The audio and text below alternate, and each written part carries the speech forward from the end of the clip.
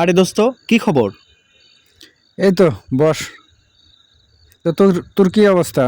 আরে খুব টেনশন। এই দেখ, টেনশনে জুতার ফিতাটাই লাগাতে ভুলে গেছি।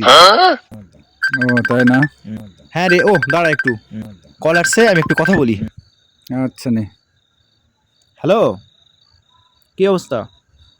আরে শালা কৃপণের বাচ্চা 7 আপ টুকু খাই 8 টুকু রেখে গেছে। এটা আমি সাটাই খায়া ফেলাই। কি রে, এটা 7 আপ না কি? এরকম লোনা লোনা লাগছে। বুঝলাম না, হোক খায়া ফেলাই। আহ আরে দোস্ত, এটা কি করলি তুই? কি খালি? কেন, এটা 7 আপ না? আরে না পাগল, এটা 7 আপ না তো। তাহলে কি এটা?